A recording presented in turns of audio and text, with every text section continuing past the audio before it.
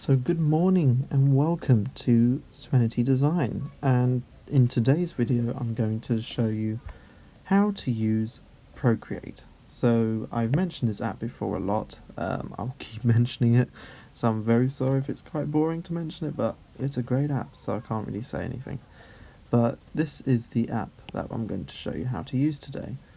Now this is primarily for digital drawing, digital graphics, yeah, so anything, it's very similar to, so it's probably for me, other than Affinity Photo, which is an app you can get on the iPad, but I don't have that on this one. It's very close to Photoshop, but it's obviously it's trimmed down to a certain degree. Photoshop's still more powerful, but you know, it's the closest we're going to get, and it's a really nicely created, nicely done app. So I've created one here before, but I'm going to rename it to tutorial. And we'll go into this one. So actually, before I start, I'll show you. So when you create a new canvas, you can create just one for your screen size. You can create a square, a 4K resolution one, this is one I'd done myself, master size, a little photo, an A4 sheet of paper. So, you know, it's very flexible, but we're just going to start with this square today, because I want to create an Instagram photo. So you can zoom in and out, it's really flexible. Now the first thing I'm going to show you is probably my favourite feature, and that's the background colour tools. So for example, I've got a paint palette here, I've got a palette and I've got the wheel. But I'm going to use this colour here because I really like this sort of peachy colour.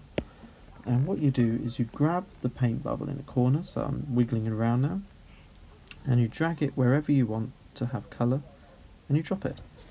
And it's as easy as that. That's what I mean. This app is very good for its attention to detail. It's really nice.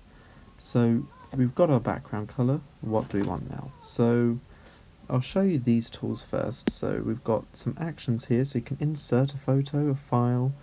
These will be different what's the word, layers. So for example, I've got here, so we've got our logo. I'm going to add that there now. So we've got our logo, and then if we go to the layers tool here, I can move and manipulate my layers accordingly, and can also lock them in place too, so they will not move and they will not be edited. So there you go. So that is the first stage. I actually really quite like that colour. It's really nice. So yeah, so you can cut, copy, paste here. You can change the canvas styles. You can share it, so you can actually create a Photoshop file here, which is really clever. You can do a video recording of what we've got on the screen, but I'm recording it from the screen anyway, so it's fine. You've got your preferences, so you can change this to a light interface if you want to. I'm a dark mode addict, so I love dark interfaces, so I'll keep that like that. You can also got a help tool, so it's really quite intuitive in that respect. Now the next button is effects, so we click this here. So this is where you can change opacity, so we can't change that because I just locked it. Let me unlock this one. So you can change opacity, so I can make this sort of blend into the background, or I can make it disappear, or I can make it really harsh like that. So you can do this. Got motion blur, so you can distort it in that sense, which I really quite like. It's quite a cool effect. So I'm just gonna undo that. There you go. So the next one is perspective blur. So this is quite cool. So you move this around, and this is where the blur will concentrate. So this is your little disc here. So once you do that, you then drag either your Apple Pencil, your finger, whatever tool you're using, and this is where the blur will concentrate. It's a really clever implementation. I absolutely love. The best thing I love about this app is how things are done. It's just so made for touch, which is just incredible. So you've got sharpening tools, so you won't really see it here, but this is where you sharpen. You've got noise reduction. Now considering there's no noise, it's just creating noise. But that's what it's meant to sort of do. You've also got liquefy, which I really, really love, and we use this a lot in our marble campaign. You can sort of just do this, sort of press down and mess up whatever you're doing, really. There you go, so you can mess it up, change the size, and you can make it go the other way round. You can make it pinch, you can make it expand.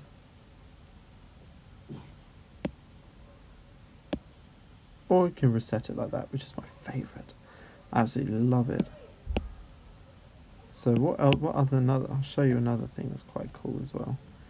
Is if you mess it up like this, like woo woo woo, it's all done like that. So it's really messed up, you click reconstruct, and it will reconstruct it.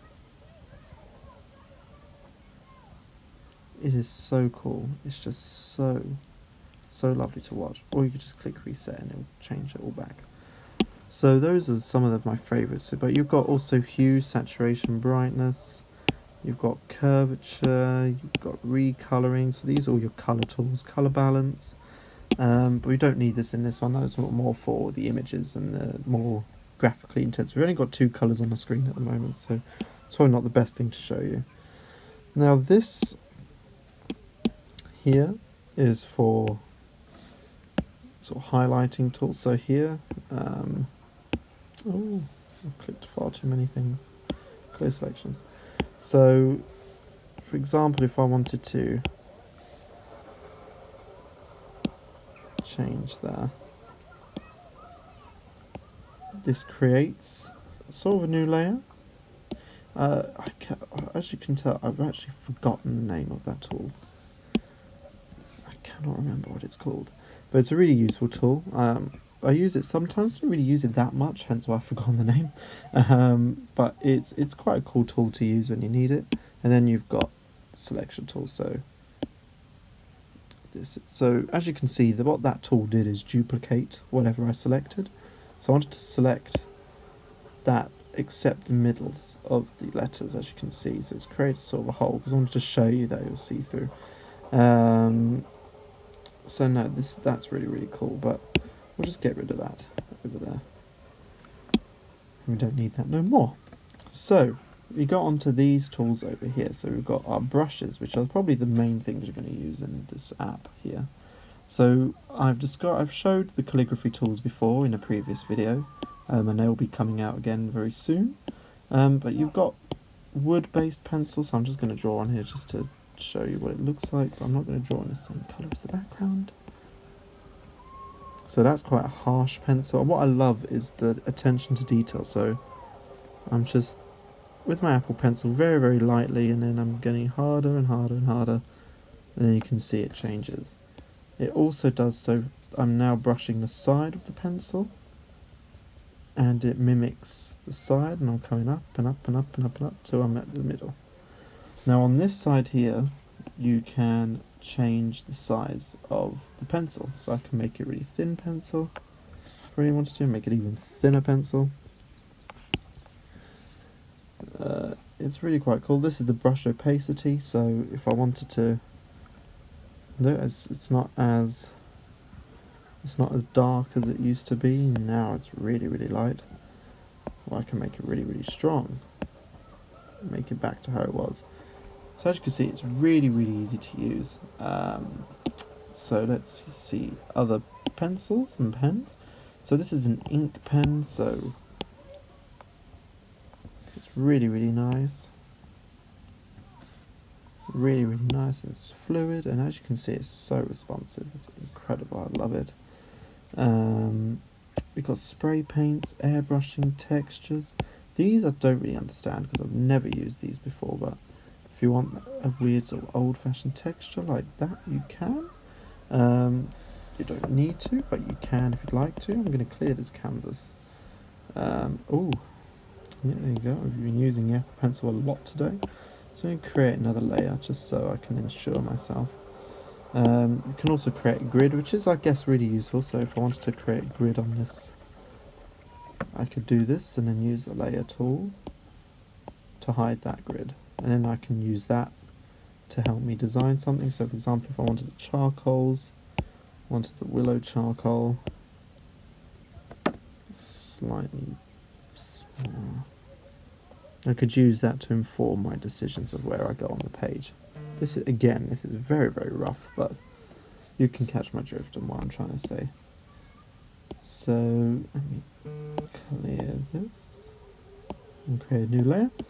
And let's show you the last things. So as you can see, there was a lot of stuff here that you can use. It's really, really, really good. And one of the best things as well is you can add your own brushes. So you can download them on the internet. People have created their own brushes. You can create your own if you know how to. You can import them from the Files app on the iPad. It's really, really easy to use.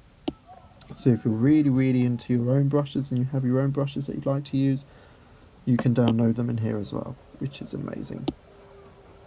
Now this is, well, if I actually go on here, this is a blur tool. So this smudges whatever you write. So there you go, it's got rid of it. I'll bring it back now.